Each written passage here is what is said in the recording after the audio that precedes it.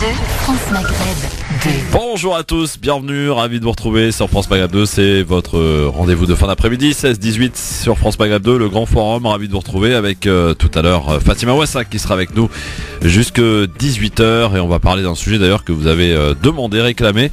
On va revenir sur la loi Schiappa et sur l'éducation sexuelle à l'école et on va essayer de démêler un petit peu les nœuds et pour tenter de connaître le vrai du faux avec Fatima Ouassak qui a fait un véritable travail et a exploré cette loi et va nous en parler tout à l'heure pour nous dire vraiment ce qu'il en est. Donc soyez là, c'est très important tout à l'heure. Et à l'issue justement de cet avis tranché, le premier de la saison, eh bien vous pourrez nous dire si vous êtes convaincu et si vous avez décidé, comme beaucoup, on peut le voir sur les réseaux sociaux, de boycotter la rentrée scolaire.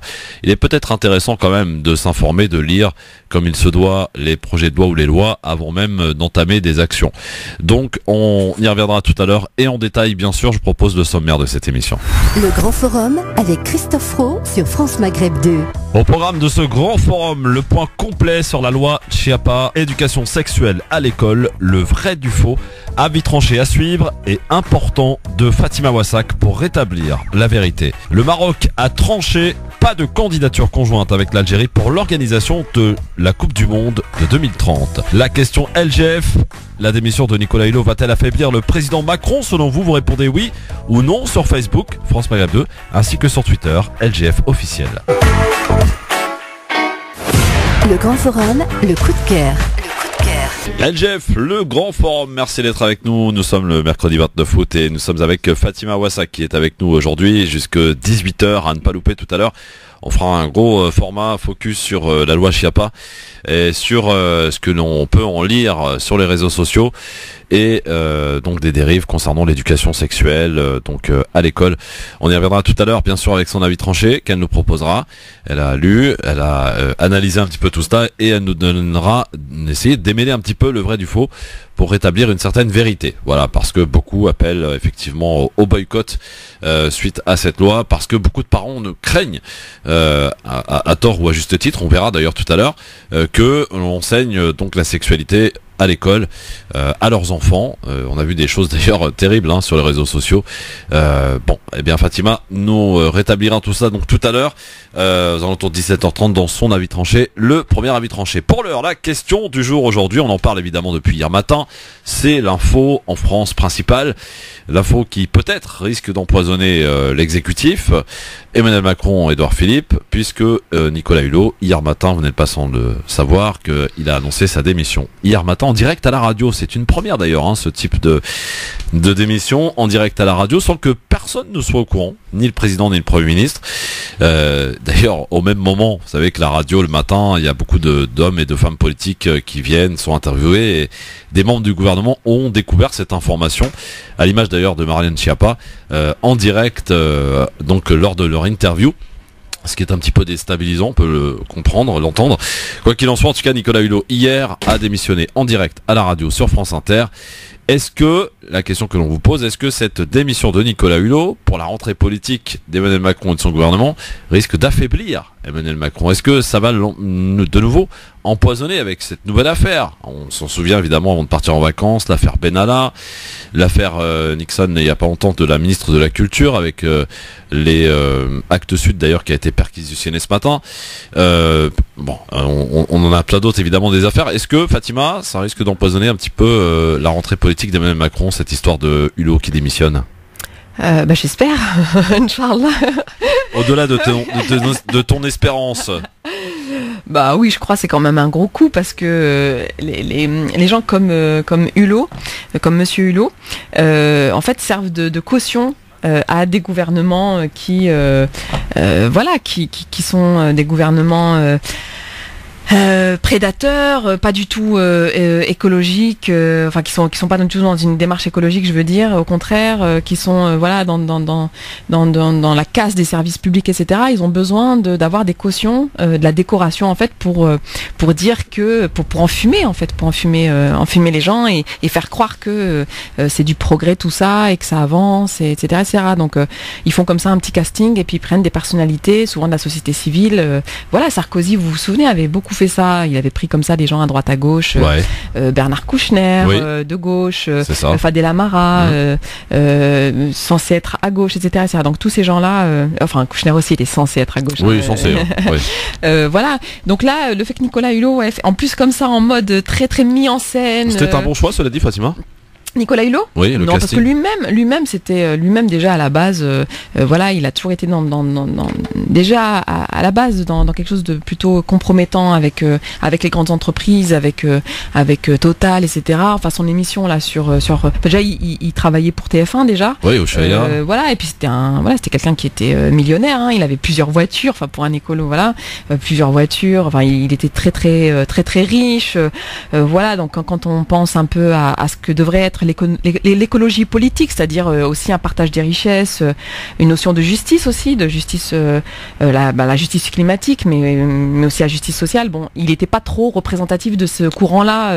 Mais quand il dit j'en ai marre de mentir. Oui, ça, je pense qu'il n'arrivait plus à tenir parce que, mais je pense que tu as suivi les débats à l'Assemblée nationale, les débats sur l'énergie, sur les pesticides, etc.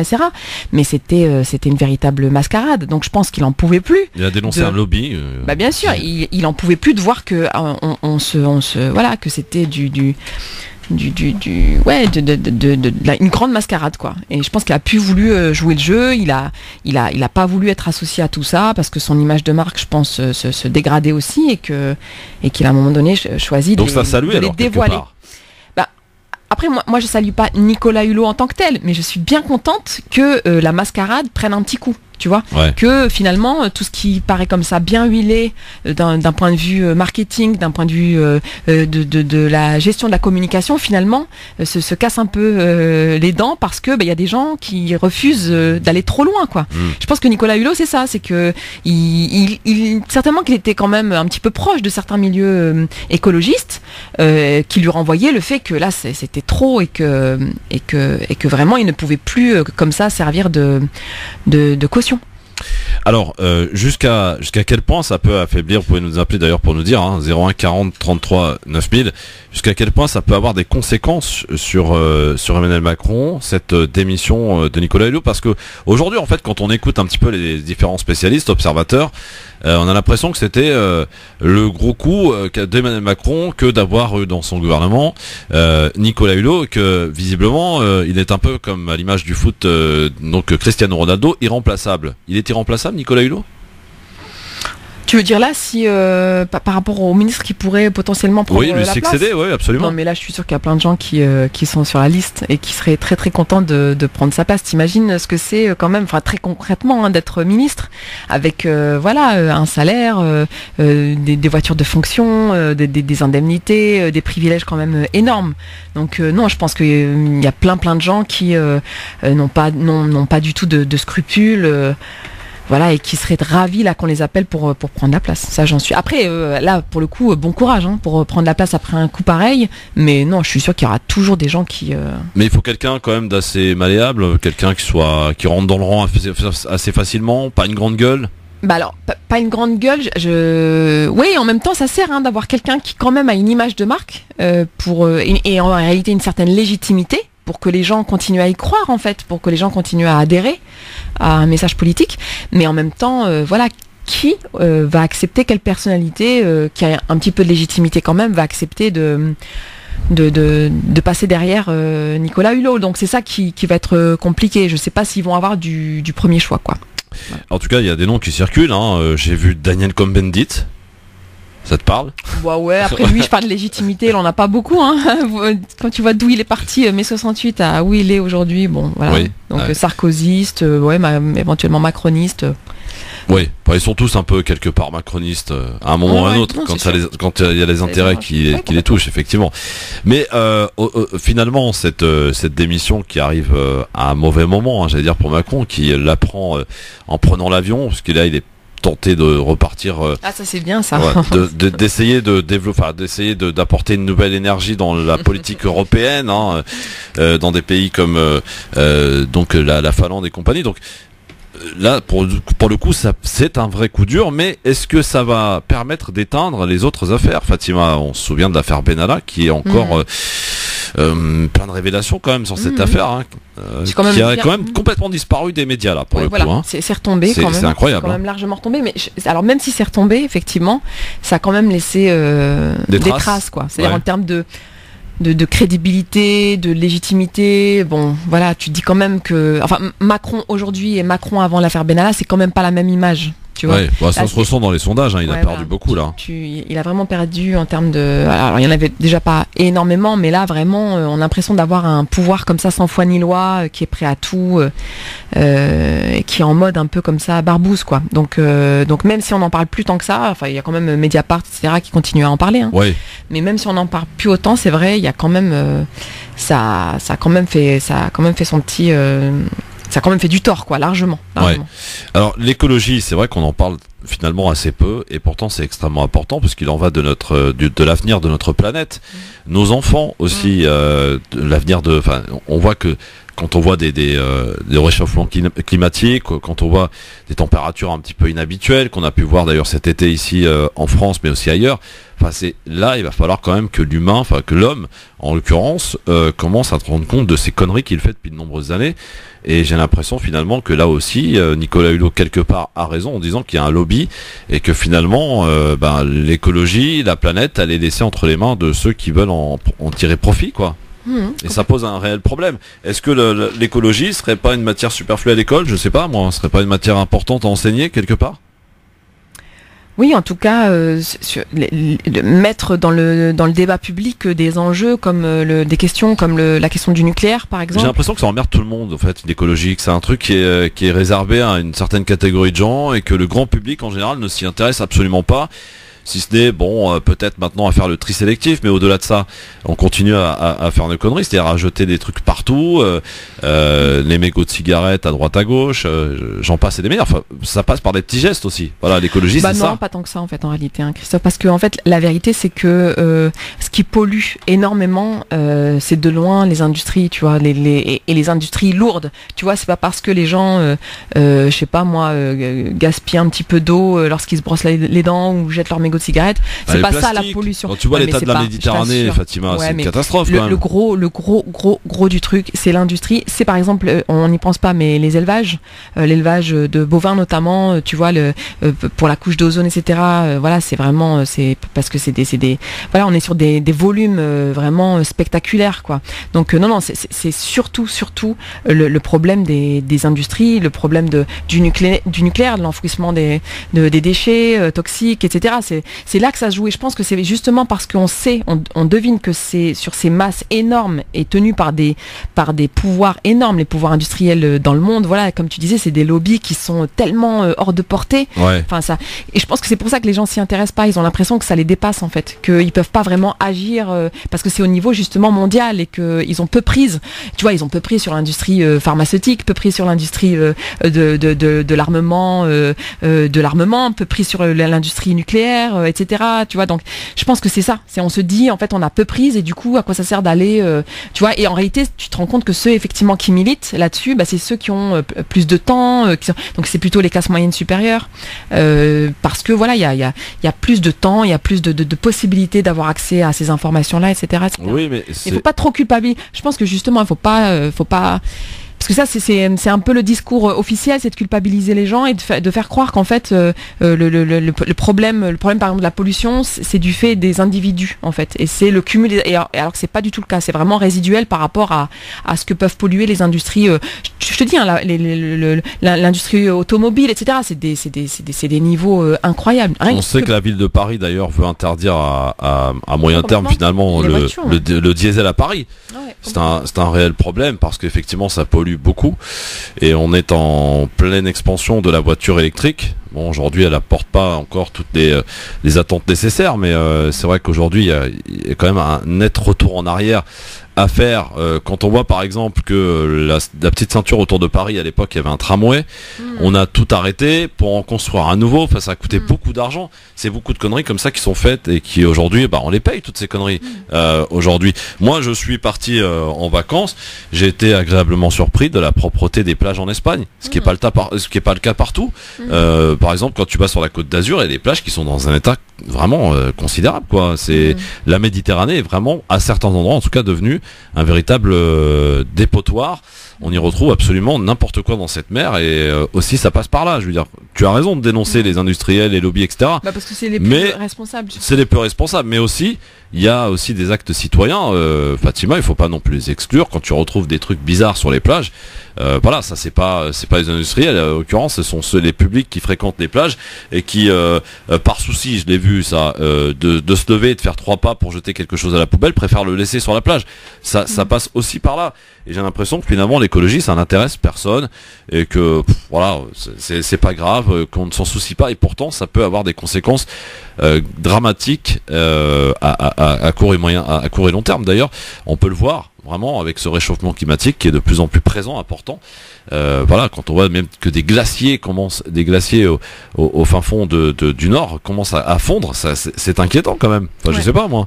Oui, et puis alors ce qu'on oublie de dire aussi sur la question de l'écologie, c'est que on n'est pas toutes les régions du monde ne sont pas à égalité. Déjà, il faut quand même dire que ce sont les industries les premières responsables des problèmes environnementaux dans le monde. Ça, c'est la première chose. Dire aussi que ce sont les pays industrialisés qui sont les plus responsables, et en particulier, par exemple, les États-Unis et de loin, voilà, premier pollueur du monde. Et ça, c'est important de le dire. Dire enfin que y a une inégalité, ce qu'on appelle la justice climatique. Ce qui est sûr, non, c'est les États-Unis. Après, la Chine, c'est très, c'est sûr que c'est un producteur de pollution entre guillemets très important, mais non, c'est les États-Unis en premier.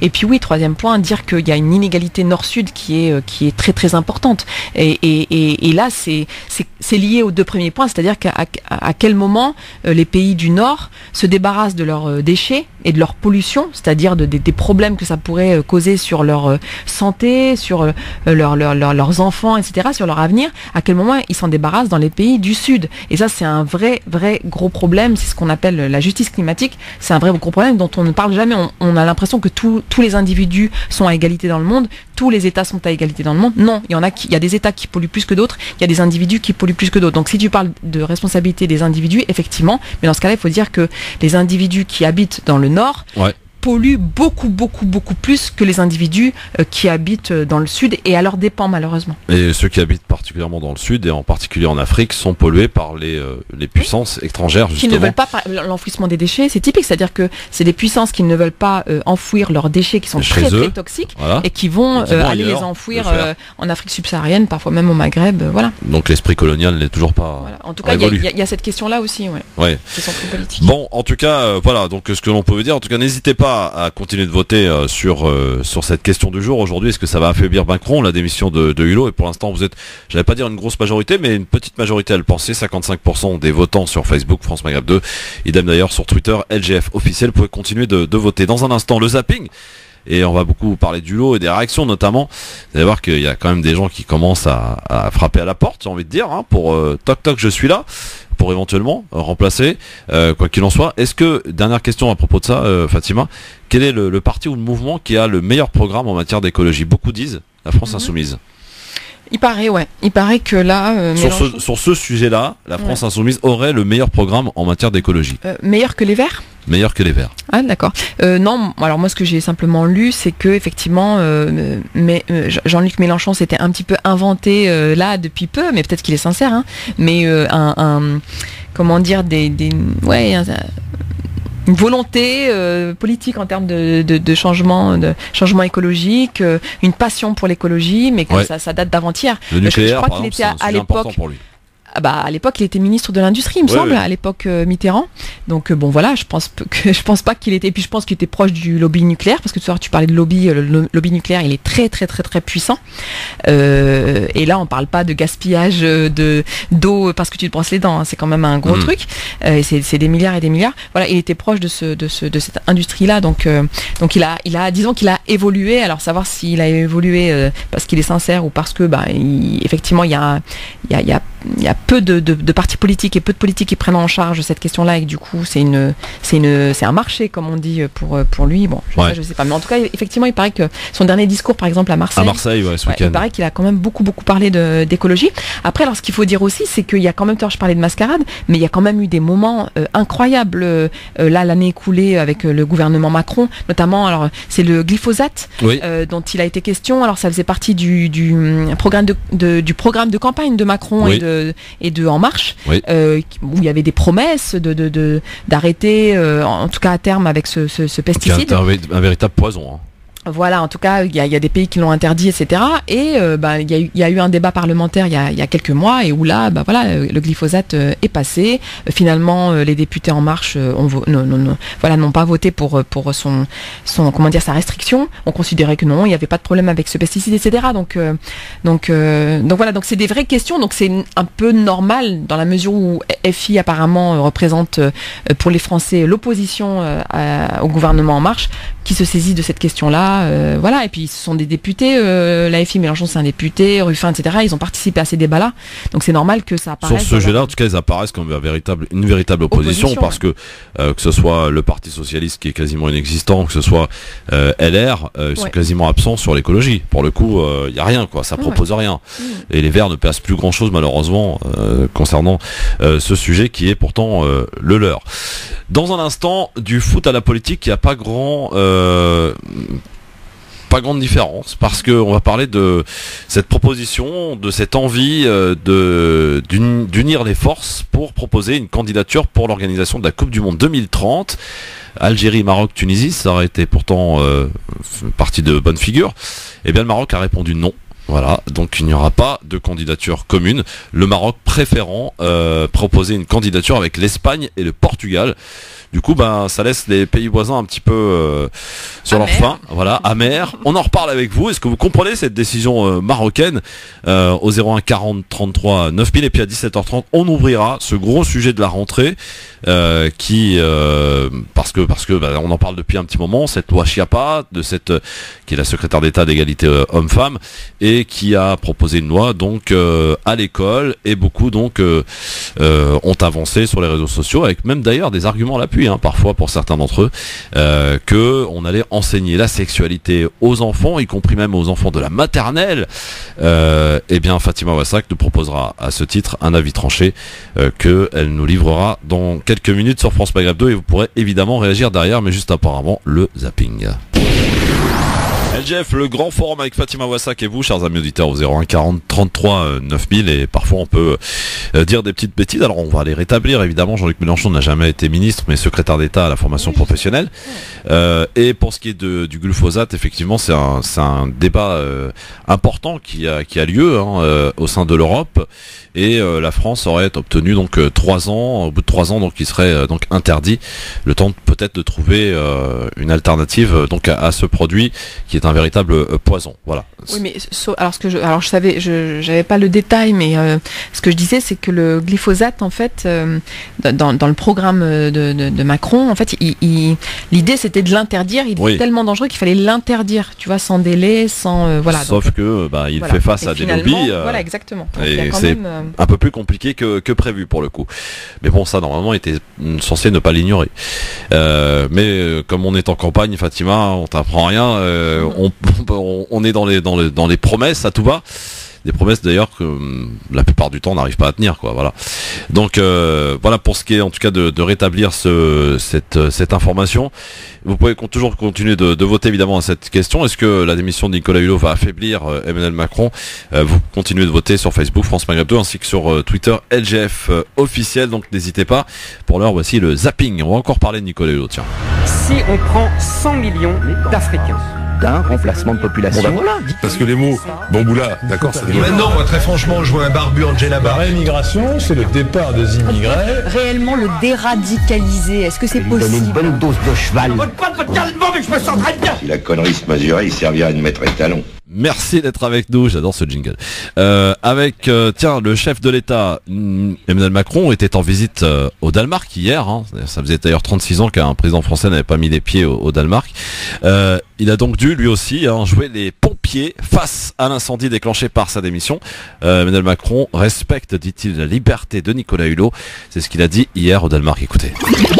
C'est une décision personnelle qu'il a prise ce matin.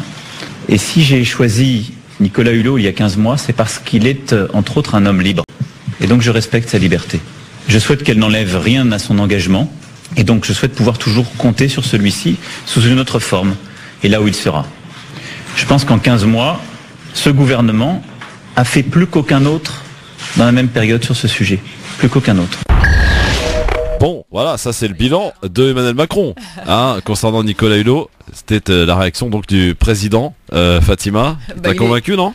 Il est vert de terre, mais presque. Enfin, il en est presque à féliciter Nicolas Hulot d'avoir démissionné, tu vois. C'est-à-dire, bravo, il est libre, etc., etc. Non, il doit être vraiment dégoûté parce qu'il lui a vraiment fait un sale coup. C'est-à-dire que non seulement il démissionne, mais en plus il prend même pas la peine de préparer la démission avec le président de la République. Au contraire, il lui cache, il lui fait à l'envers, quoi.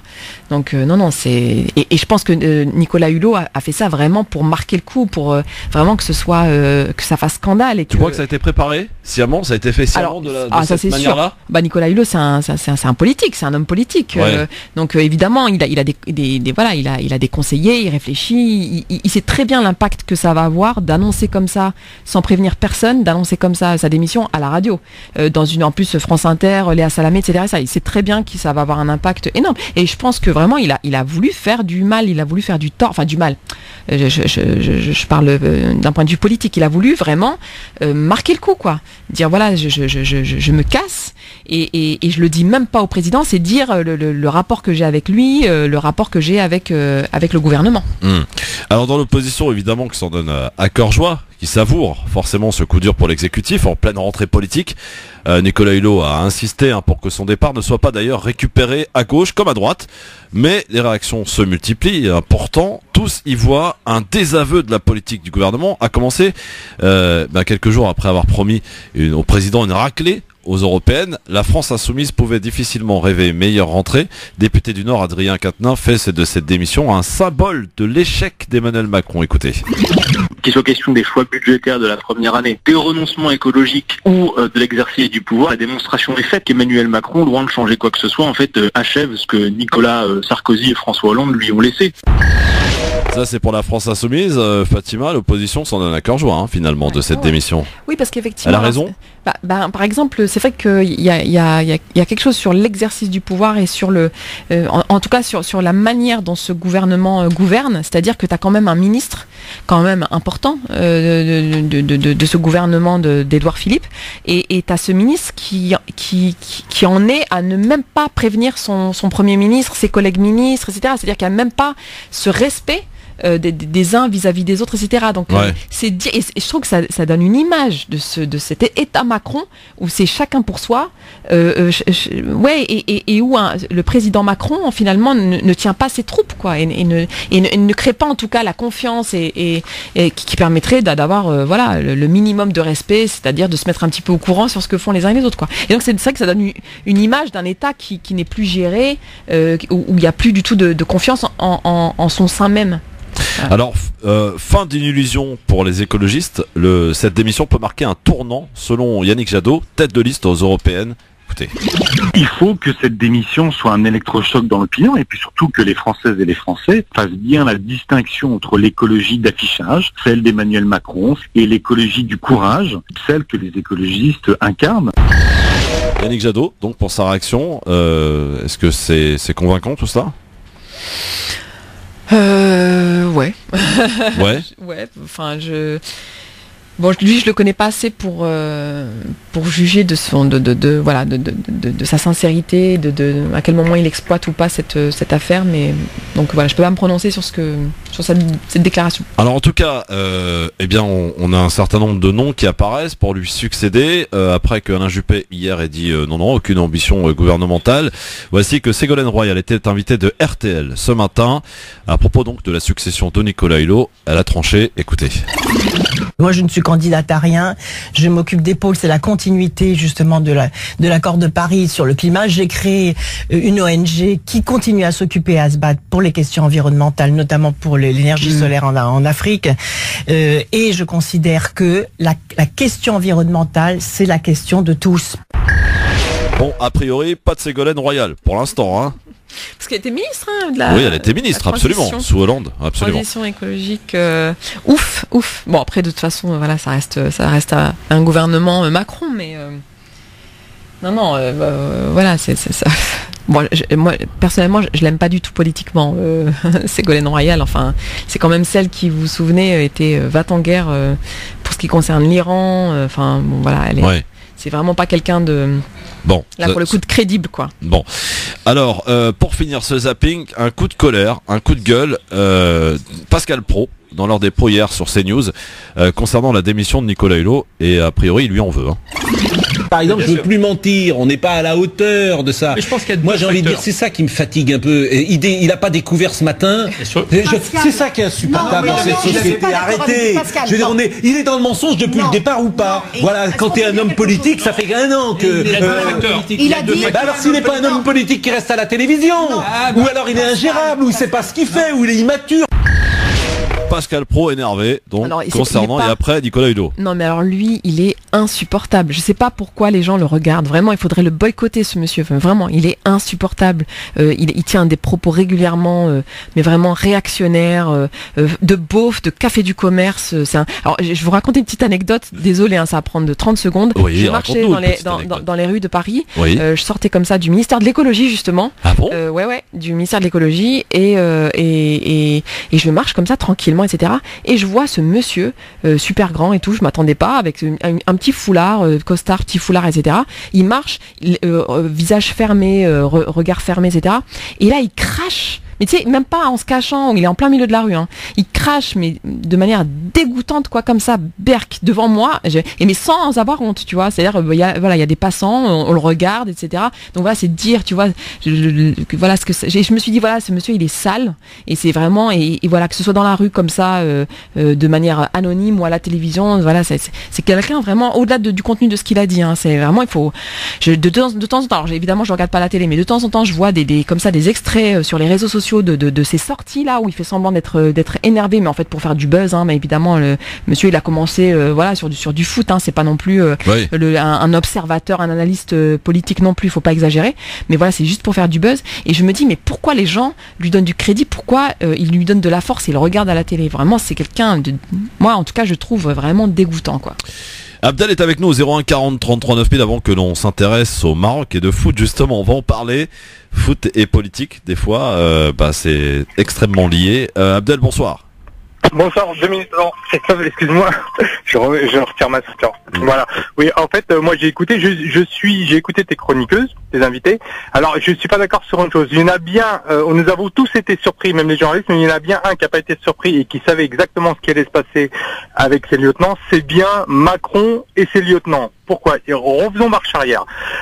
Nicolas Hulot a passé 25 ans de sa vie à nous parler des animaux, à nous faire comprendre la vie des animaux à travers des émissions de télé et nous pousser vers la protection des animaux. Et là, il y a Macron, qu'est-ce qu'il fait? Il divise par 2 l'abonnement de chasse pour les chasseurs, c'est-à-dire plus de chasseurs à pouvoir avoir cette adhérence à cette carte, donc plus d'animaux tués. C'était inévitable. C'était inévitable. Il voulait jeter Nicolas Hulot, et la seule façon de le jeter, c'était de faire une telle annonce. Il savait très bien, en disant, si je fais ça, il va partir. Mais vous vous trompez, madame. Ça, c'est de la stratégie Macron. C'est bien du Macron, ça. Donc, si je t'entends bien, Abdel, si je te comprends bien, c'était préparé par Macron pour s'en débarrasser. Nicolas, tu crois à cette thèse, Fatima? Non, mais pas du tout. Enfin, faut voir le scandale que c'est. Et puis Nicolas Hulot, quand même, il garde une très très bonne image de marque en France. Hein. Vraiment. Alors tout il est populaire. Il est populaire. Très populaire de manière très positive. Alors c'est tout ce qu'il a engrangé pendant des décennies d'Ushuaïa. Enfin, je me souviens plus combien d'années a duré cette émission. Pas mal de temps. Voilà, sur TF1. Mais voilà, c'est un petit chouchou, hein, pour la France. Même voilà, en étant ministre. Donc vraiment, non. qu'un ministre chouchou comme ça, à l'heure où Macron quand même est au plus bas des sondages, qu'un ministre chouchou qui a quand même une bonne image de marque dans le gouvernement d'Édouard Philippe annonce comme ça avec perte et fracas qu'il part de manière aussi violente, etc. Non, ça n'a pas pu être prémédité par Macron, pas juste après Benalla, pas au moment de la rentrée scolaire. Non, c'est pas possible. Je pense que vraiment il doit. En tout cas, peut-être alors s'il voulait se débarrasser de lui, je pense pas que c'est cette manière-là qu'il aurait choisi. Mais bien sûr que si. Mais je veux me débarrasser de Christophe. Vous savez ce que je fais? Je suis le patron de Christophe de la radio. Vous savez ce que je fais? Christophe, maintenant tu vas filtrer tous les gens qui vont appeler ta radio et tu vas accueillir que les fachos. Demain, Christophe, il pose sa démission, il s'en va, puisque la raison de vivre de Christophe, c'est de nous laisser la liberté d'expression dans sa radio. Mais moi, je le sais. Le patron de Christophe le sait. Donc c'est inévitable. C'était la seule chose à faire parce que c'est bien, tu viens de donner un bel argument pour les patrons s'ils veulent nous virer. Pardon? Tu viens de donner un bel argument. C'est pas possible que Macron ait voulu mettre en minorité Hulot et donner aux chasseurs, etc. Et en même temps, donc vouloir l'argent, le beurre et l'argent du beurre, et en même temps maintenir Hulot quand même pour son image, etc. dans le gouvernement. C'est pas possible qu'il ait voulu les deux. C'était impensable après une annonce pareille qu'il reste. Ça va à l'encontre de tout ce qu'il a combattu auparavant. C'était impossible. C'était impossible qu'il reste. Ça va à l'encontre de Nicolas Hulot, de tout ce qu'il nous a appris pendant 20 ans. Abdel, j'entends ton argument qui est certes recevable, mais moi je suis assez d'accord avec Fatima dans le sens où aujourd'hui Macron n'a absolument pas besoin de ça et ça va le fragiliser davantage que en plus d'annoncer la démission de cette manière-là. Peut-être qu'il a voulu effectivement imposer et dire à Hulot de toute façon oui bon bah écoute t'as des exigences mais c'est quand même moi le patron, c'est moi qui décide. Là pour le coup d'accord, mais il s'attendait je pense il s'attendait vraiment pas à ce que ça se passe de la sorte, à ce qu'il démissionne peut-être mais pas aujourd'hui. 1 million de chasseurs, ça fait presque 1 million d'électeurs pour lui, il a tout à gagner. Nicolas Hulot devenait une épine dans le pied à Macron parce que ce que Nicolas Hulot demande, on peut pas le faire en France, c'est pas possible. Il devenait trop exigeant et il commençait à mettre des arguments devant le nez de Macron. Il fallait absolument qu'ils s'en débarrassent. Non mais des ministres qui sont obligés d'avaler des couleuvres par rapport à leurs engagements politiques. Enfin il y en a, c'est que ça en fait. Il y a aucun ministre qui respectait dans ses engagements passés. C'est comme si en fait vous disiez, je sais pas, par exemple au moment de Hollande président, je crois Christiane Taubira était ministre de la Justice et il y avait je sais pas tous les débats autour de l'état d'urgence, etc. C'est comme si Christiane Taubira avait fait de manière très sincère comme Nicolas Hulot, c'est comme ça il est venu à la radio pour annoncer sa démission et c'est comme si le lendemain vous aviez dit ah oui mais tout ça évidemment que Hollande était au courant et évidemment qu'il voulait se débarrasser d'elle parce que c'est un moment d'état d'urgence, etc. Évidemment qu'en mettant en place l'état d'urgence de cette manière-là, etc. Évidemment que quelqu'un comme Christiane Taubira aussi militante, etc. Évidemment qu'elle allait partir, etc. Vous voyez ce que je veux dire? Là il se trouve que Christiane Taubira par exemple elle est restée.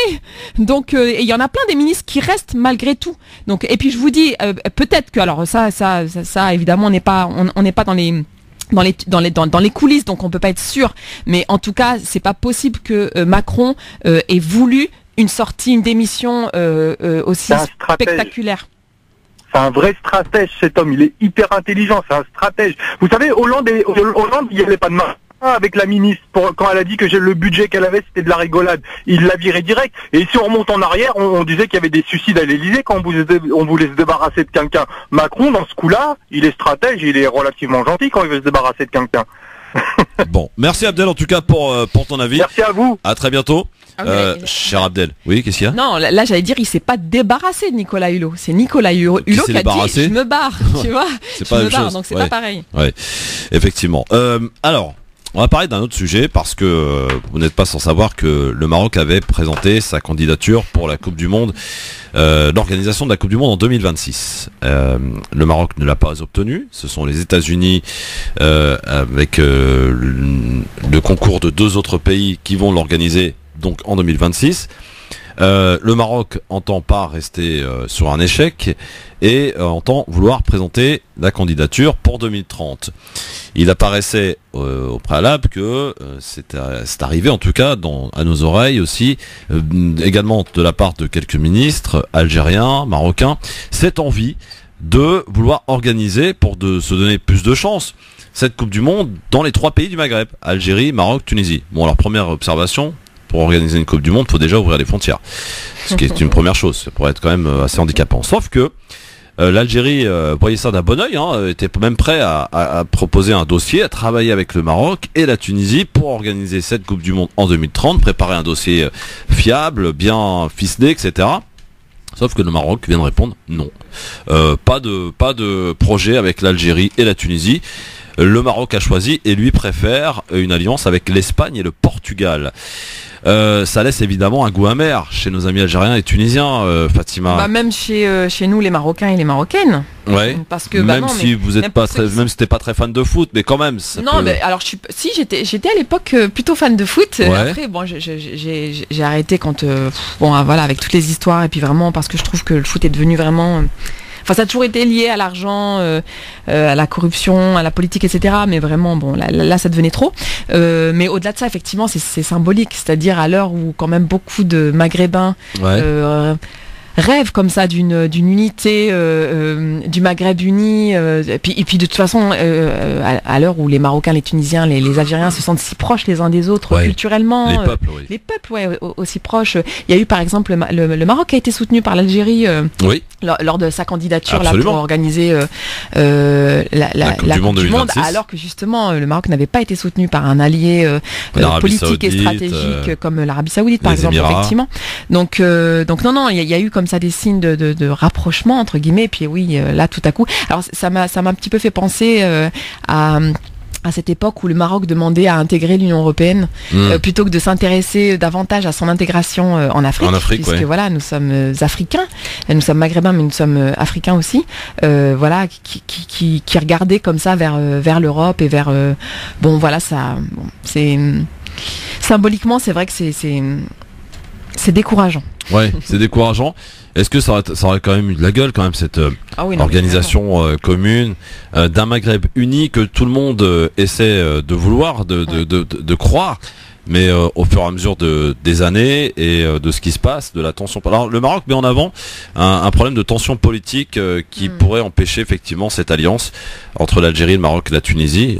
Moi je pense évidemment à l'Algérie principalement, parce que le Maroc et la Tunisie s'entendent plutôt bien, on va dire. Mais là où le bas blesse, c'est entre le Maroc et l'Algérie. Donc voilà, c'est l'argument avancé par le Maroc, et puis le Maroc préfère travailler avec des pays comme l'Espagne et le Portugal pour organiser cette Coupe du Monde, des pays qui ont peut-être un peu plus d'expérience et un peu plus de chances d'obtenir avec des alliés européens pour le coup qu'avec des alliés africains. Je ne sais pas si c'est un bon choix. Après, je ne sais pas. On verra si ça portera chance, mais c'est pas une bonne nouvelle en tout cas pour ceux qui espèrent et qui appellent de leur vœu un Maghreb uni, Fatima. C'est pas comme ça que ça commence en tout cas. Ouais, voilà, parce qu'après c'est vrai que c'est pas le grand amour entre l'Algérie et le Maroc, et ça dure depuis plusieurs années déjà, ça c'est sûr. Mais justement, ça aurait permis peut-être de faire un premier pas vers voilà des relations adoucies, ouais. Parce que après là, j'avoue, je trouve ça un peu honteux en fait de préférer travailler avec l'Espagne et le Portugal plutôt que l'Algérie et la Tunisie. Bon, voilà, on en est là. Peut-être. Oui, mais à un moment donné, c'est aussi une question de dignité, de fraternité, de ne pas avoir honte de notre africanité, de notre arabité, de notre maghrébinité, quoi. C'est-à-dire, après, il y a aussi, et c'est sûr, hein, le calcul, je pense que c'est notre berbérité, c'est vrai, amazérité même. Oui. Mais oui, je pense que c'est aussi parce que c'est des États, des régimes qui n'ont pas forcément envie que leur peuple se rapproche trop. Voilà, je ne vais pas développer plus, mais je pense que c'est pas forcément dans l'intérêt des États, des pouvoirs, que les peuples soient solidaires et se rapprochent et essaient de voir dans quelle mesure ils pourraient peut-être envisager un avenir commun. Pourtant, on a vu ces belles images sur les réseaux sociaux à l'occasion de l'Aïd el-Kébir, où les Marocains et les Algériens se sont rapprochés de leurs frontières et se souhaitaient bonne fête de l'Aïd. Voilà, entre Marocains et Algériens, c'était magnifique à voir. Non, mais il n'y a pas de problème entre le peuple marocain et le peuple algérien. Au contraire. C'est que des histoires de politique, de base politique. Donc, c'est vraiment deux. Il faut souligner que pour le vrai, ce sont deux peuples frères qui d'ailleurs sont mariés entre eux. Il y a beaucoup de mariages marocains-algériens, quoi. Ça existe vraiment beaucoup. Donc voilà, à regretter donc cette décision marocaine et ne pas avoir essayé de creuser davantage et se servir finalement du foot qui aurait pu être un moyen de pouvoir passer outre et éventuellement réouvrir ses frontières qui sont fermées depuis 1994 comme ça, on rappelle, à l'initiative du Maroc d'ailleurs. Peut-être que ça aurait été l'occasion, le foot, de pouvoir rapprocher tout cela et que les politiques puissent enfin mettre de côté leurs divergences. On a assisté quand même à des images assez terribles à l'ONU entre Marocains et Algériens qui se sont même tapés dessus. Enfin, voilà, on est là aujourd'hui avec des petites phrases assassines d'un côté comme de l'autre, hein, d'ailleurs. Voilà, c'est regrettable, dommageable. En tout cas, ça aurait été une belle chose que cette Coupe du Monde 2030 ait lieu au Maghreb, hein, pour le coup. Algérie, Maroc, Tunisie, ça aurait été très intéressant à voir. Bon. Dommage, va falloir attendre encore un petit peu, peut-être une nouvelle génération, je ne sais pas, qui puisse émerger et nous proposer peut-être une alliance de la sorte. Bon, on verra en tout cas si le choix du Maroc de s'allier avec l'Espagne et le Portugal lui sera profitable.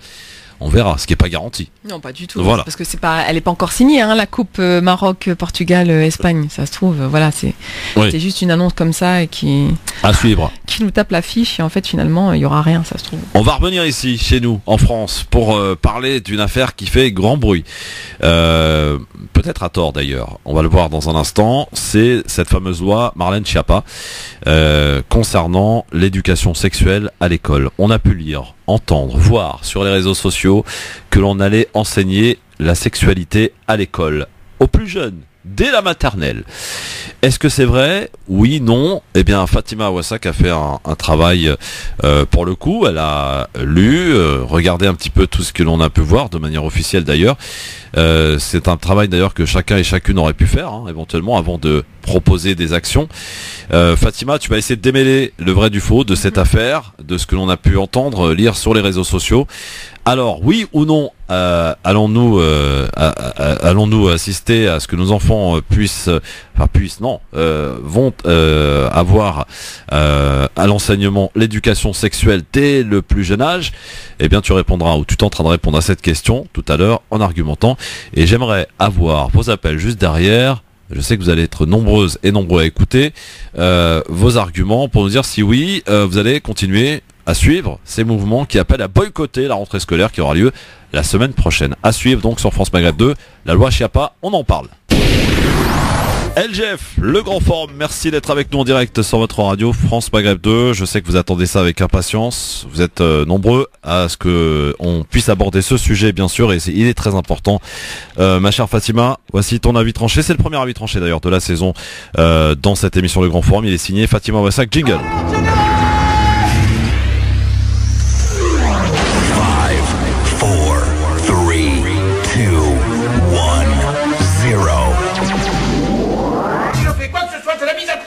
Alors piétinez-moi, allez-y. Et mesdames, messieurs, on va parler d'un sujet donc qui continue d'ailleurs de faire beaucoup de bruit, la loi Schiappa, l'éducation sexuelle à l'école. Fatima Aouassak a fait un travail pour lire et voir ce qu'il en est, et voici le résultat de son travail. Fatima. Oui, alors ça concerne donc le programme d'éducation sexuelle à l'école, et on va écouter un petit extrait d'une vidéo que j'ai pu recevoir tout cet été sur mon portable de la part de beaucoup de parents de profils sociologiques très différents, avec ce message accompagnant la vidéo: écoutez ce que les satanistes qui dirigent le monde veulent faire à nos enfants à l'école dès la rentrée. Sexuelle, laquelle est participative. Donc dans des cours d'éducation sexuelle, ce sont des cours participatifs où l'enfant est le partenaire de l'adulte.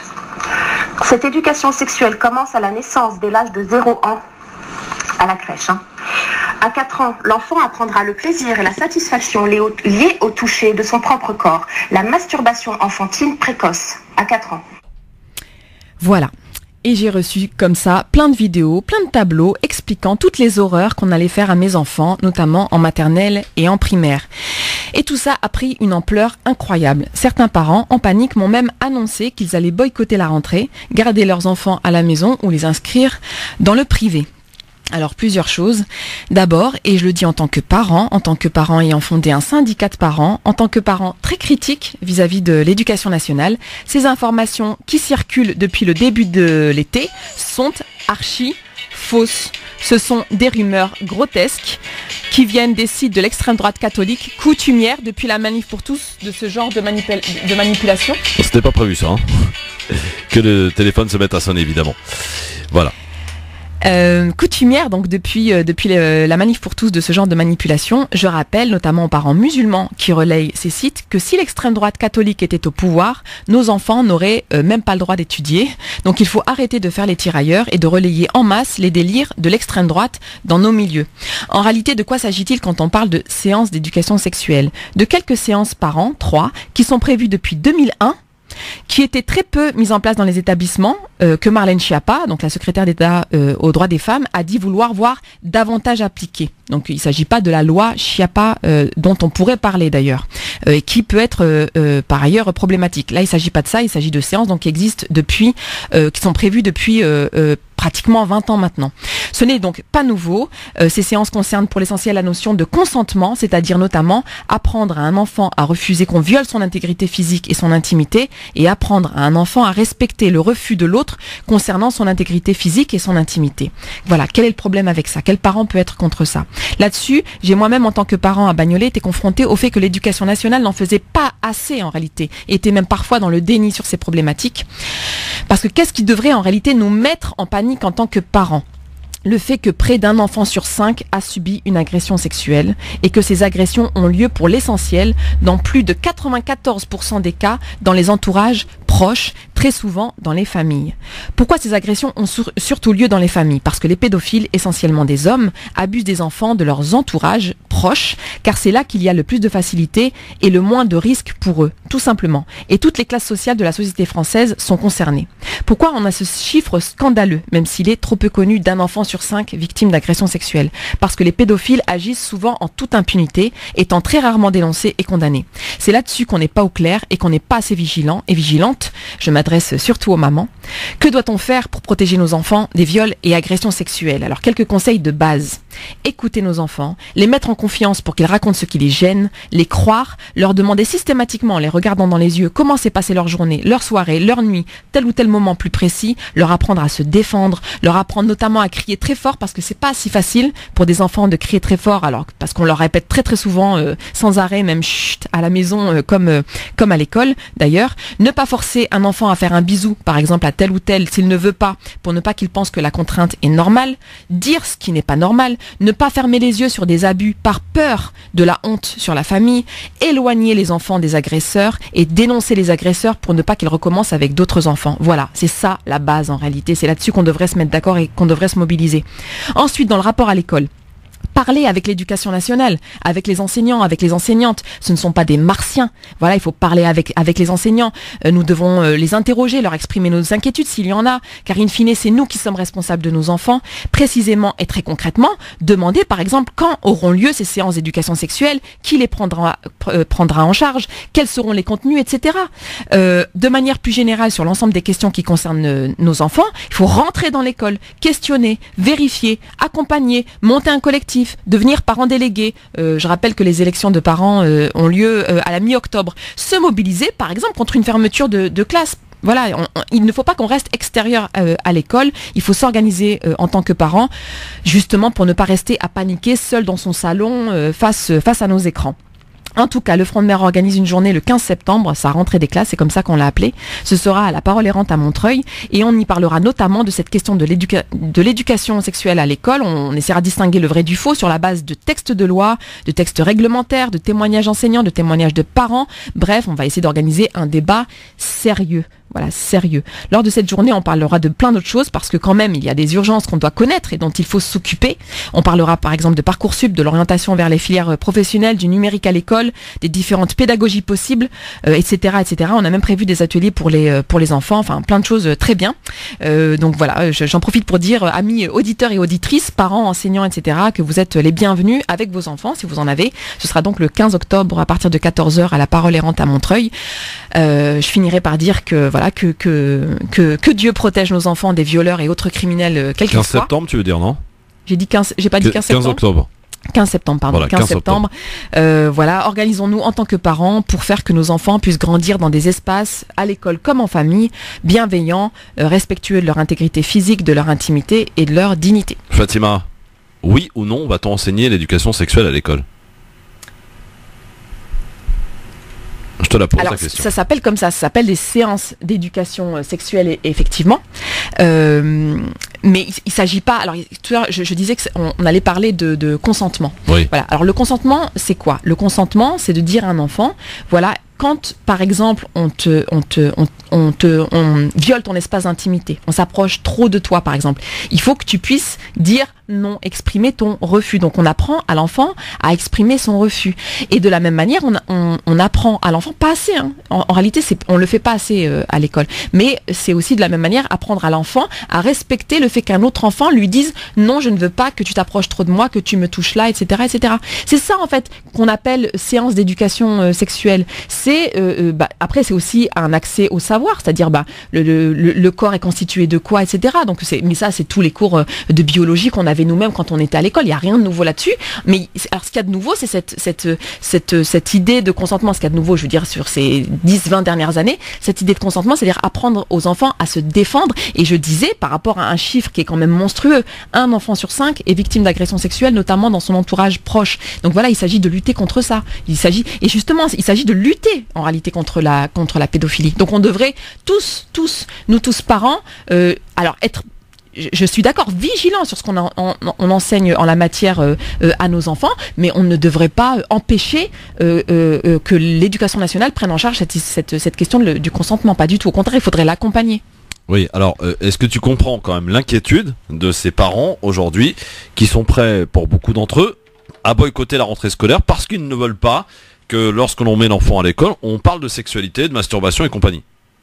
Alors, franchement, boycotter l'école pour ça, parce que c'est ce que je disais tout à l'heure. Ok, je veux bien que des parents aient reçu des chaînes WhatsApp ou avec la vidéo que t'as lancée tout à l'heure, oui. Voilà, où ça parle d'horreur, quoi, de masturbation, de choses complètement. Mais il suffit de connaître l'école 2 minutes pour savoir qu'il n'y aura jamais ça à l'école.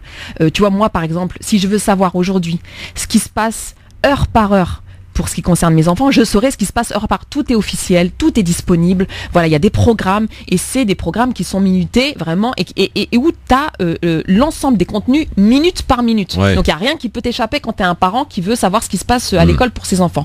Mais soit, il y a des parents qui paniquent, qui sont parce qu'ils ont regardé trop de trucs sur WhatsApp et du coup ils sont en panique, ils n'ont pas tout vérifié, ils n'ont pas vérifié toutes les sources, etc. Ils n'ont pas vérifié que ces sources notamment n'étaient pas vraies. Enfin, c'est pas l'éducation nationale qui a publié par exemple les tableaux là qui ont beaucoup circulé. Bon, ces parents-là, puisqu'ils ont ces inquiétudes, pourquoi ils ne vont pas parler aux enseignants, aux chefs d'établissement, etc., pour poser les questions, pour être rassurés ou alors pour exprimer leur désaccord, leur refus, etc. Pourquoi boycotter? Pourquoi ne pas parler aux enseignants? Il s'agit de leurs enfants. Il n'y a personne qui va faire ce genre de choses horribles à leurs enfants sans que eux soient d'accord. C'est pas possible. On parle pas de la même chose. On parle pas de l'école. Moi, je suis très critique vis-à-vis de l'école. Tu le sais, je suis très très critique vis-à-vis de l'école. C'est d'ailleurs pour ça qu'on a créé avec d'autres le Front de Mer.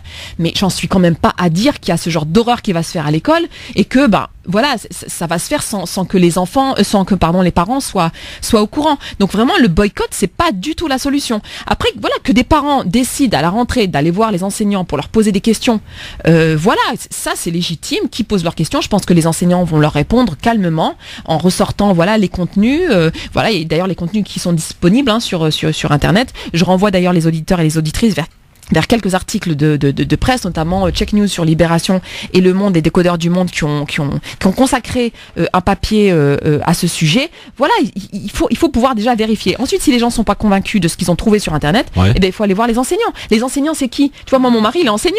Les enseignants, c'est pas, comme je disais, c'est pas des martiens. C'est nos voisins. C'est des gens qui sont dans nos familles. C'est des gens qu'on connaît qui habitent le quartier. C'est les enseignants qui côtoient nos enfants au quotidien, etc., etc.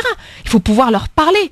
Voilà, voilà, on n'en est quand même pas à penser que les enseignants que l'on connaît vont faire les choses qui étaient décrites tout à l'heure dans l'enregistrement. Autre inquiétude, Fatima, et ça nous rappelle d'ailleurs, tu te rappelles de la théorie du genre, qui avait été un sujet extrêmement important. Autre inquiétude qui a été rapportée par certains éléments, certaines personnes sur Internet, c'est qu'on va aujourd'hui dire à nos enfants que on va normaliser le fait de pouvoir se marier avec un garçon quand on est un garçon, une fille avec une fille, pourquoi pas même parler de transsexualité. Voilà, est-ce que cette inquiétude elle est légitime aussi? Quelle inquiétude? Le fait que des parents ne veulent pas qu'on dise à leurs enfants que de se marier avec un autre garçon c'est normal. Alors ça alors je vais être très très radical là-dessus. est-ce que tu sais que, est-ce que nos auditeurs et nos auditrices sont bien conscients qu'il y a une loi qui est passée récemment, tu te souviens, c'était le début du mandat Hollande, qui concerne le mariage pour tous. Oui, le mariage pour tous, oui. Voilà, ça c'est la loi, ça a été voté. Voilà, aujourd'hui en France, 2 hommes peuvent se marier, 2 femmes peuvent se marier. Voilà.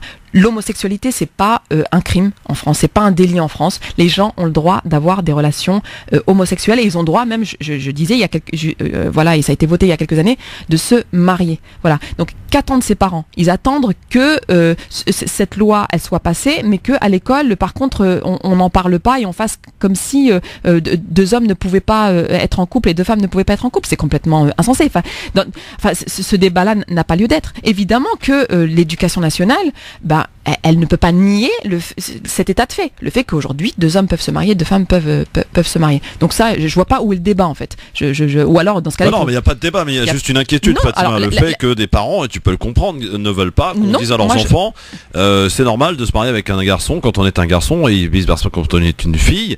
Et jusqu'à même d'ailleurs, vous savez, dire d'ailleurs qu'on peut changer de sexe et compagnie. Donc tout ça, on va l'enseigner à nos enfants et ça peut heurter. Pour diverses raisons d'ailleurs, la sensibilité des parents qui ne veulent pas qu'on leur raconte ce genre de trucs à l'école à nos enfants. Mais pour quelles raisons? Tu dis pour diverses raisons, pour quelles raisons? Une raison religieuse par exemple, déjà, premièrement. Alors voilà, il y a les raisons religieuses, mais je te dis, aujourd'hui en France, 2 hommes peuvent se marier, 2 femmes peuvent se marier. Ça, c'est pas la religion, ça. C'est la loi. Ça, c'est la loi. Oui. Donc l'éducation nationale, c'est l'État français. Voilà, l'éducation nationale, voilà, elle défend les lois françaises. Elle peut pas aller contre les lois françaises. Enfin, c'est complètement absurde. Donc là-dessus, moi, je vois pas où est le débat en fait. Après, toi, tu peux avoir l'éducation religieuse que tu veux vis-à-vis de tes enfants, etc. Chez toi, tu peux avoir d'autres espaces. Il y a d'autres espaces aussi pour enseigner ce qui toi te semble normal. En tout cas, pour ce qui est de l'éducation nationale, la norme, puisqu'on parle de norme, la norme, c'est que aujourd'hui en France, je parle vraiment en termes de légalité. 2 hommes peuvent se marier, 2 femmes peuvent se marier. Voilà, c'est ça la norme pour l'éducation nationale. Voilà. Quoi qu'on en pense. Bon, eh bien vous pouvez nous appeler maintenant 01 40 33 9000 pour nous dire si vous faites partie de ceux qui sont inquiets ou qui ont peut-être décidé de boycotter cette rentrée scolaire avec vos arguments. Que l'on entend et qu'on est prêt à discuter avec vous au 01 40 33 9000 pour nous joindre, pour évoquer ce sujet extrêmement important puisque c'est nos enfants dont il s'agit. Je crois qu'on a un premier appel. Bonsoir.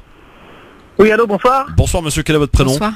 Oui, c'est Hakim de Boulogne. Bonsoir Hakim, pardon. Bonsoir, bienvenue. Oui. Alors, convaincu ou pas par les arguments apportés par Fatima? Non, parce que moi, par exemple, j'ai vu une vidéo sur YouTube où il y a l'exemple d'une prof qui fait des cours. Et ces cours, j'invite les gens à la regarder. Elle parle d'un sexe qui grandit, d'un liquide qui sort. Donc c'est pas aussi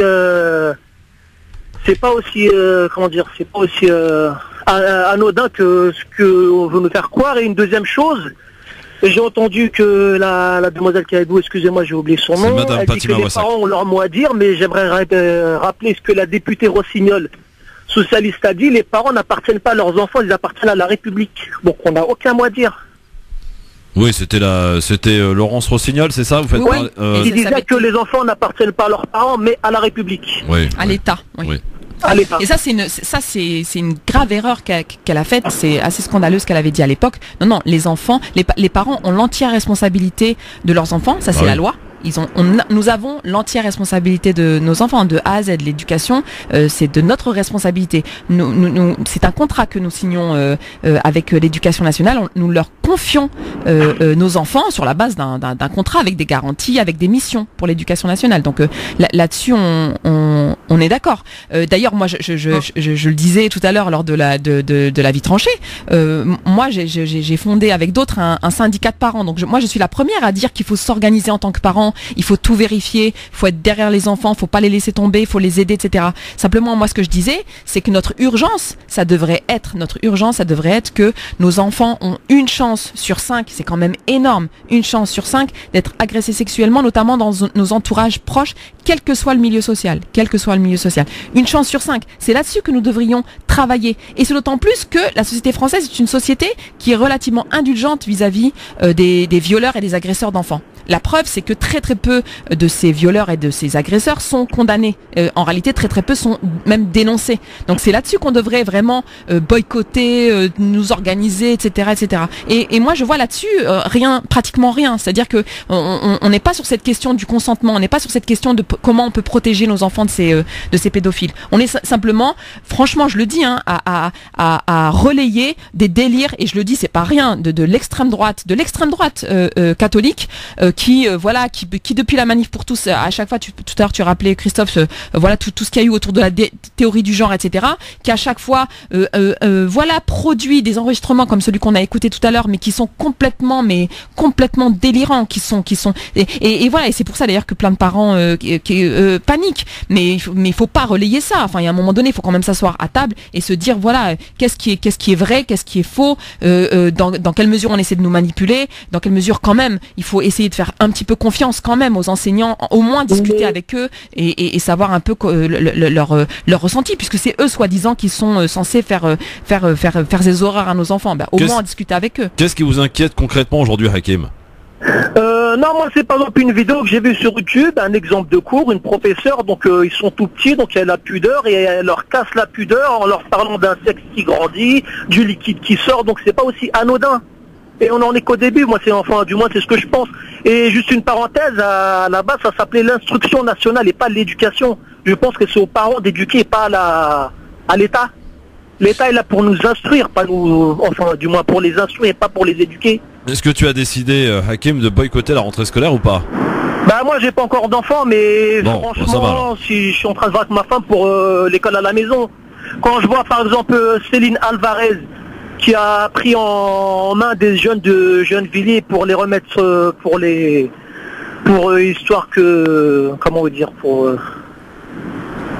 enfin, qui a fait en sorte qu'ils soient meilleurs à l'école, et l'État, au lieu de prendre ça en compte, de voir, non, on la vire tout simplement. Donc je pense que, en quelque sorte, que vous pensez... on reste à notre place et c'est tout. Mais qu'est-ce que vous pensez du fait qu'un enfant sur 5 risque d'être agressé sexuellement dans son entourage?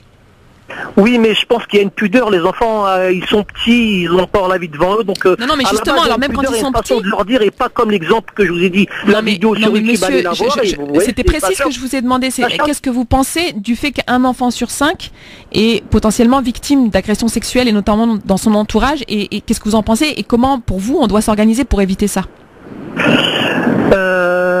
Je sais pas comment faire. Déjà voir sur internet les sites porno, essayer de voir comment bloquer certaines choses, parce que déjà à leur âge les enfants ont vu beaucoup de choses, donc je sais pas. Mais merci Hakim. La pudeur des enfants comme ça, je trouve que bon, merci Hakim, en tout cas pas réellement convaincu. En tout cas, bon, tu n'as pas encore d'enfant, Hakim, ça viendra, Inch'Allah, le plus tôt possible pour toi. C'est important en tout cas, mais je pense qu'il est intéressant quand même, Fatima, de parler et d'éviter de relayer, même si tant est qu'il y ait des choses comme ça qui peuvent apparaître absolument scandaleuses, hein, quand on reçoit une vidéo, comme on a pu en entendre cette dernière tout à l'heure, mais il y en a eu plein d'autres, évidemment. Non, mais il y en a eu plein d'autres, mais excuse-moi Christophe, moi aussi je vais me mettre dans ma salle de bain, ou alors je vais me mettre à mon bureau, je vais me filmer, et je vais commencer à raconter n'importe quoi sur ce que vont faire les enseignants à la rentrée. Tu vois, je vais utiliser comme ça un discours pornographique, pédopornographique, je vais me filmer, donc je vais mettre ça sur WhatsApp, je vais faire un petit message pour dire voilà ce que les satanistes préparent pour nos enfants, etc. Je vais dire que moi je suis enseignante par exemple, ou que je travaille dans l'éducation nationale et que j'ai démissionné à cause de ça, etc. Je vais envoyer ça, tu verras que ça va cartonner, que tout le monde va considérer que c'est vrai, ils vont prendre ça pour argent comptant au premier degré, ils vont dire voilà, il y a une enseignante. Il n'y a pas ce travail d'aller chercher l'info à la base. Mais tu te rends compte, n'importe quel dégénéré, n'importe quel dingue peut faire une vidéo, peut faire un tableau, l'envoyer dans une chaîne WhatsApp, dire regardez, on va faire une pétition, on va signer, regardez ce qui se prépare dans l'éducation nationale, et t'as des gens qui vont relayer par milliers. Donc, et à un moment donné, il faut aussi, nous, qu'on sache, voilà, les informations, elles viennent d'où? Est-ce qu'elles sont sourcées? Est-ce que ça vient bien du site de l'éducation nationale? Est-ce qu'il y a le logo de l'éducation nationale? Allez sur le site, allez sur Eduxol, allez sur le site de l'éducation nationale, tapez, voilà, séance d'éducation sexuelle, regardez un peu ce qui est proposé en termes de contenu, vérifiez bien que c'est pas un truc nouveau, c'est pas la loi Chiappa, c'est pas vrai, ça date du début des années 2000, voilà, c'est simplement que c'est peu mis en œuvre. œuvre, c'est peu mis en œuvre. Et je le dis encore une fois, malheureusement, ce travail autour du consentement, il devrait être davantage fait pour justement protéger nos enfants, protéger nos enfants, faire en sorte qu'ils puissent se défendre lorsque des agresseurs tentent de les violer, ou en tout cas lorsqu'ils sont agressés, qu'ils puissent en parler à leurs parents, qu'ils puissent en parler à des proches, qu'ils puissent exprimer le mal-être et leur mal-être et leur gêne. Siem, bonsoir. Bonsoir à vous. Siem, ne bouge pas, on fait la petite pause pub, on s'en débarrasse et on est à toi dans un instant. Tu nous appelles d'où, Siem? De Paris. Bon, juste en préambule, est-ce que tu as été convaincu ou pas par Fatima? Non, je suis d'accord avec elle sur le point de protéger nos enfants concernant... Bon, on s'arrête là et on en reparle dans un instant, ne bouge pas, tout de suite, Siem. France Maghreb 2, France Maghreb 2. LGF, le grand forum avec Fatima Wassak et vous, chers amis auditrices et auditeurs, et on est en plein sujet évidemment sur l'enseignement de l'éducation sexuelle à l'école, la loi Chiappa, et de tout ce que l'on a pu entendre, lire. Fatima Wassak a tenté de rétablir une certaine vérité. Nous sommes avec Siem au téléphone. Bonsoir Siem. Bonsoir. Bonsoir. Vous nous appelez de région parisienne, c'est ça? C'est ça, de Paris, oui. Donc alors, je vous demandais à juste titre si vous étiez convaincu par les arguments de Fatima concernant l'enseignement. D'abord, est-ce que vous avez des enfants?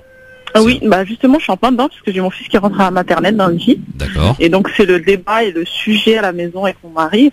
Avec tout ce qu'on entend, ça nous inquiète beaucoup. Et moi, je suis tout à fait d'accord avec Fatima dans le sens où il faut pas courir au boycott et au blocus et je ne sais quoi.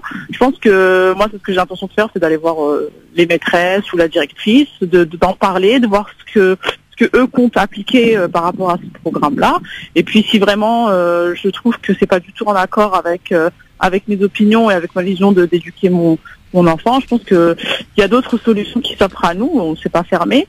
Et je pense que moi, si je vois que ça c'est pas ok, je pense que je vais m'orienter vers des écoles privées, une maternelle privée qui serait plus en mesure de me satisfaire. Bon, voilà, c'est ce genre de discours, j'allais dire quelque peu sage, Fatima, qu'on entend avec Siem. Après, pour remettre quand même les choses dans leur dimension, il s'agit de 3 séances. Donc par an pour certaines classes. Et à partir de quel âge? Non, mais par exemple tout ce qui concerne le consentement. Mais tout à l'heure, alors quand je disais apprendre aux enfants, par exemple, à dire non, à refuser, attention, hein, on leur passe pas un film pornographique. Le consentement, c'est par exemple pour les grandes sections. Donc c'est même pas pour les petites sections. Moi, en fait, j'aimerais bien que ce soit pour les petites sections. Mais c'est apprendre à un enfant à dire, par exemple, s'il ne veut pas de jus d'orange, de dire non, je ne veux pas de jus d'orange, et ne pas accepter qu'on le force à boire quelque chose ou à faire quelque chose. Voilà. Donc c'est ce genre de choses. C'est pas la même chose. C'est tout un travail autour du consentement, mais c'est lié. Ce qu'on entend par éducation sexuelle, c'est lié. C'est pour éviter que les enfants soient violés, agressés, manipulés par des gens qui sont très nombreux, très stratèges et qui agissent, qui passent à l'acte dans nos familles. C'est ça qui est important de dire. Les enfants, donc je rappelle le chiffre, il est officiel, ça c'est pas une rumeur, hein. Ça c'est les chiffres officiels. C'est un enfant sur 5, fille garçon, beaucoup de filles aussi des garçons, un enfant sur 5 à un moment donné va être agressé sexuellement, et c'est plutôt dans son entourage proche. C'est ça qui devrait nous mettre en panique. Mais vraiment, moi je m'étonne de voir. Ça concerne tout le monde, toutes les catégories sociaux. Tout le monde, tous les groupes sociaux, toutes les classes sociales. Et c'est là-dessus qu'il faut travailler, c'est apprendre à nos enfants, déjà d'une part à se défendre, et je le disais tout à l'heure, c'est pas anecdotique, apprendre à des enfants à crier très fort. Et ça, c'est pas anecdotique parce qu'on passe notre temps à dire à nos enfants, chut, tais-toi, chut, tais-toi, chut, tais-toi. Donc là, apprendre et quand ça arrive, parce que malheureusement ça arrive très souvent, quand ça arrive, ne pas faire comme beaucoup de gens, parce que je suis désolée, je le dis, il y a beaucoup de gens qui font semblant de ne rien voir, ou alors qui demandent à l'enfant de se taire, qui lui disent, voilà, c'est la honte, tu vas nous faire la honte, tais-toi, etc., etc. C'est-à-dire croire l'enfant et essayer de faire en sorte de sauver l'enfant, de l'écouter, qu'il puisse s'exprimer, de dénoncer les agresseurs, etc. C'est tout ça qu'on fait pas en réalité. Et c'est pour ça qu'il y a autant d'impunité pour les pédophiles. C'est parce que nous, parents, on prend pas notre responsabilité à ce niveau-là. Ouais. Et je parle en particulier aux mamans. C'est vraiment ça qui devrait, moi, je pense, être une urgence pour nous. Voilà. Après, il y a d'autres problèmes avec l'école. Moi, je suis pas du tout en train de défendre l'éducation nationale coûte que coûte. Je m'étonne simplement que, par exemple, lorsqu'on ferme des classes, par exemple, il n'y a aucune mobilisation, quasiment. Ouais. Voilà. Il n'y a pas de mobilisation. Sur Parcoursup l'année dernière, Voilà, pendant toute l'année où ça a été voté, les gens se sont pas mobilisés. Là, on est en train de réformer le bac. Les gens se mobilisent pas. Le fait qu'on oriente pour beaucoup les enfants des quartiers populaires, des classes populaires vers les filières professionnelles BEP, CAP, voilà, pour en faire voilà des gens qui vont travailler dans des secteurs précaires avec des bas salaires, etc. Bon, voilà, il y a pas de mobilisation non plus. Enfin, je veux dire, il y a des gros problèmes de moyens dans le 93. Il y a des profs qui ne sont pas remplacés. Voilà, l'absentéisme dans le 93. Il y a pas de mobilisation. Enfin, ce que je veux dire, c'est que oui, il faut se mobiliser en tant que parent, mais pas que là-dessus et pas sur la base de délires qui viennent, encore une fois, des sites d'extrême droite catholique. Voilà, Siem. Écoutez, merci en tout cas, mais je suis entièrement d'accord avec Fatima. Et puis franchement, les écoles privées, excuse-moi Siem, mais les écoles privées, il y a des gros problèmes aussi. Il faut pas croire que l'école privée est forcément mieux que l'école publique. Attention aux écoles privées aussi. Je dis pas du tout que l'école privée est mieux, et moi, franchement, dans un premier temps, j'étais contre l'école privée parce que je voulais que mes enfants baignent dans l'école de la République. Voilà, l'école de la République, moi j'y étais, j'avais bien réussi ma vie, je vois pas pourquoi ça ne continuerait pas. Ouais. Mais je veux dire qu'à un moment donné, quand on entend tout ça et avec tout ce qui se passe autour, et je pense qu'à un moment donné, moi j'opterais plus pour, moi je suis de confession musulmane, donc je pense que j'opterais plus pour une école privée musulmane qui est plus en accord avec mes principes. Après, je dis pas que je vais le faire, mais si je vois que dans mon école maternelle où ira mon fils, tout se passe bien, ou que on en parle de manière correcte et que ça dépasse pas certaines limites, je vois pas pourquoi je l'enlèverais de là. Mais si pourquoi pas vous mettre en parent délégué, puisque votre enfant entre en maternelle, comme ça vous savez, parce que l'école ne peut rien contre vous, c'est vos enfants, c'est votre enfant. Donc pourquoi pas vous organiser en collectif ou même tout simplement vous mettre en parent délégué, comme ça vous pouvez vraiment suivre sa scolarité, etc. C'est ce que je compte faire avec mon mari. Faut défendre l'école publique, faut pas sortir de l'école publique, parce que dans ce cas-là, c'est parce que tout le monde ne peut pas aller dans le privé déjà. Et puis non, c'est nos écoles. Quand on dit l'école publique, mais ce sont nos écoles. Mais moi je prône l'école publique et j'y ai été, et je trouve qu'on apprend beaucoup plus de choses dans le social que dans une école privée. Mais et moi comme vous le dites, vous avez entièrement raison. Moi je serais déléguée ou je serais parent d'élèves, et c'est ce qu'on veut faire avec mon mari pour être au plus proche des enseignants et savoir exactement ce qui est dit et ce qui est enseigné à nos enfants. Après, si par la suite je constate que c'est pas ok, bon là je prendrai des mesures. Mais si tout se passe bien, il faut pas. Quand j'entends dire qu'ils vont boycotter la rentrée ou quoi que ce soit, je vois pas l'intérêt du tout. C'est pas comme ça qu'on arrêtera. Merci Siem, merci beaucoup et bonne rentrée pour votre petit bout de chou en tout cas. Ouais, bonne rentrée. C'est gentil. Au revoir. À bientôt, au revoir. J'en profite, chère Fatima, que la semaine prochaine, dans le cadre de quelques petites nouveautés que l'on va apporter à cette émission au cours de cette saison, chaque mois on va essayer justement de creuser, de prendre un sujet en compagnie d'invités, et on a choisi Parcoursup, parce qu'aujourd'hui on s'aperçoit qu'il y a encore beaucoup trop d'élèves qui restent aujourd'hui sans affectation, sans avoir de fac. On va se pencher, donc si tu le veux bien, Fatima, tu seras avec nous d'ailleurs mercredi prochain, chaque premier mercredi du mois. On s'interrogera sur un sujet que l'on traitera en profondeur, et donc la première c'est mercredi prochain, le 5 septembre. Oui, c'est ça. Parce que voilà un vrai sujet de mobilisation, parce que Parcoursup, voilà, maintenant avec le recul, on a les chiffres. Enfin, nous on avait commencé déjà un petit peu à l'annoncer ici à la radio il y a déjà plusieurs mois, mais maintenant avec le recul, on se rend compte que Parcoursup c'est un dispositif pour empêcher les enfants, notamment des classes populaires, d'accéder à l'université. Voilà, c'est aussi simple que ça. Voilà, ça c'est quelque chose de vraiment de scandaleux pour nous. Donc il faut se mobiliser. Il faut pas juste boycotter, ne pas aller pour telle ou telle question. Il faut vraiment se mobiliser. Et puis voilà, il y a pas de fatalité. Il faut essayer de faire en sorte que ce qui se passe à l'école, corresponde à ce que nous voulons pour nos enfants. Rendez-vous donc la semaine prochaine, mercredi, et demain avec Youssef Brakni, avec Enver de Santos pour une autre émission. Merci à tous de votre fidélité, bien entendu. Merci Fatima. Et à la semaine prochaine. Il est exactement 18h01 dans un instant. Medjahed sur France Maghreb 2. Le temps pour nous d'écouter et de faire un point sur l'actualité de ce mercredi soir. Nous sommes le 29 août. Bienvenue à tous et bonne soirée. Marine Garel pour l'actu, le flash. Bonsoir, Marine. Bonsoir à tous, c'est la rentrée. Le gouvernement veut aller de l'avant avec les syndicats après une année de tension. Édouard Philippe, le Premier ministre, reçoit la CGT et la CFTC à Matignon cet après-midi. Au menu de leur discussion, l'explosive réforme de l'assurance chômage et le financement des arrêts maladie. Le chef de l'État Emmanuel Macron lui cherche des alliés pour ses réformes sur l'Europe, mais il n'oublie pas non plus ce qui se passe à Paris. Et ce matin, à Copenhague, au Danemark, Emmanuel Macron s'est affiché en écologiste avec une balade en vélo d'une petite heure ce matin dans les rues de la ville. Ce matin, Emmanuel Macron s'est posé en principal adversaire de Viktor Orban et Matteo Salvini. Le Premier ministre hongrois et le ministre de l'Intérieur italien avaient critiqué le président français hier soir lors d'une réunion à Milan, accusé de tourner le dos au peuple et de ne pas aider l'Italie sur la question migratoire. Je ne céderai rien aux nationalistes et à ceux qui prônent ce discours de haine, a répondu ce matin Emmanuel Macron. Et puis la démission de Nicolas Hulot hier chamboule le calendrier de l'exécutif. Le séminaire gouvernemental de rentrée prévu vendredi a été reporté à une date ultérieure. Vladimir Poutine fait des concessions face aux manifestations de l'opposition. Le président russe annonce aujourd'hui l'assouplissement de la réforme des retraites. Réforme très impopulaire en Russie qui a fait chuter sa cote de popularité. Les pensions seront progressivement augmentées et les femmes partiront à la retraite à 60 ans au lieu de 63 ans prévus initialement. C'est un crime sordide. Un professeur de l'université de Hong Kong a été accusé du meurtre de sa femme après la découverte d'un corps en décomposition. Un câble électrique noué autour du cou, dissimulé dans une valise de son bureau. Tennis, l'US Open, 2 Français sont sur les cours. Hugo Humbert débute face au Suisse Stan Wawrinka. Et puis un petit peu plus tard, tout à l'heure, c'est Jérémy Chardy qui sera contre le Sud-Africain Kevin Anderson. France Maghreb 2, service, info, musique, divertissement. France Maghreb 2. France Maghreb 2.